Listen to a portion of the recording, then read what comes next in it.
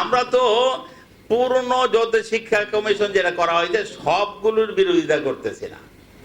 বিশাল একটা অংশ আছে যেটা জেনারেল সাবজেক্ট আগেও ছিল, এখনো আছে, কিন্তু কিছু সাবজেক্ট এমন রয়েছে যেগুলো আমাদের চিন্তা চেতনা, ধর্মীয়, দেশের স্বাধীনতা তার বিপরীত। এই চ্যাপ্টারগুলো আমরা আলাদা করে এর বিরোধিতা করতেছি।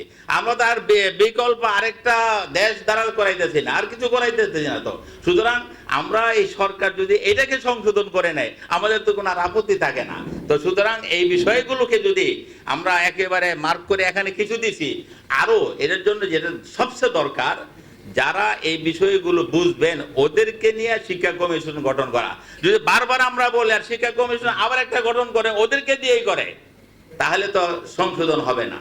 আর সবচেয়ে বেশি না বলে পারছি না, এই যে পরিবর্তন করা হচ্ছে কাদের ইঙ্গিতে করা হচ্ছে, এটা আমাদের বোঝার বিষয়, পরিকল্পিতভাবে করা হচ্ছে। সুতরাং যদি আমাদের সচেতন ওলামায়ে কেরাম এবং শিক্ষাবিদ তাদেরকে কমিশনার না রাখে তাহলে এটা সংশোধন হয়ে আসবে না, বারবার উল্টা পাল্টা হয়ে যাবে এটা।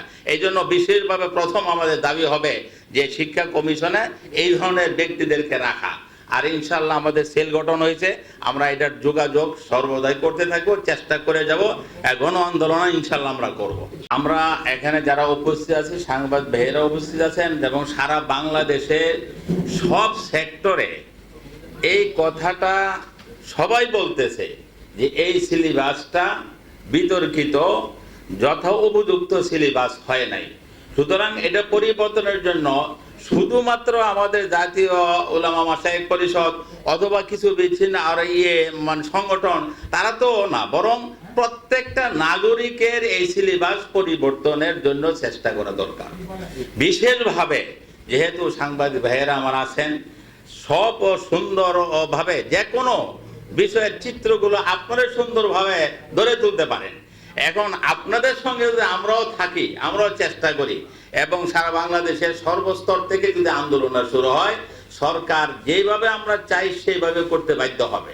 কারণ আমাদের বাংলাদেশ স্বাধীন হয়েছে, ছাত্র আন্দোলন শুরু হয়েছে, বাংলাদেশে কি বড় পরাশক্তি, বিশাল শক্তির থেকে আমরা দেশ স্বাধীন করে ফেলছি। তো সুতরাং আমরা যদি এটাকে ভালো করে বুঝাইতে পারি সরকারকে, সরকার স্বাভাবিকভাবে জনগণকে দেখে, জনগণ যে কোন দিকে তার সেন্টিমেন্টটা বেশি।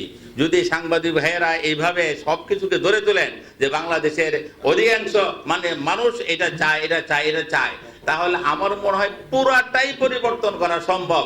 কিন্তু আপনাদের পূর্ণ সহযোগিতার দরকার আছে। তো ঠিক ভাই একটা প্রশ্ন করেছিলেন, অনেক উত্তর হয়েছে, যেটা আমরা বিকল্প আরেকটা এই ধরনের শিক্ষা কমিশন গঠন করে কিছু করা।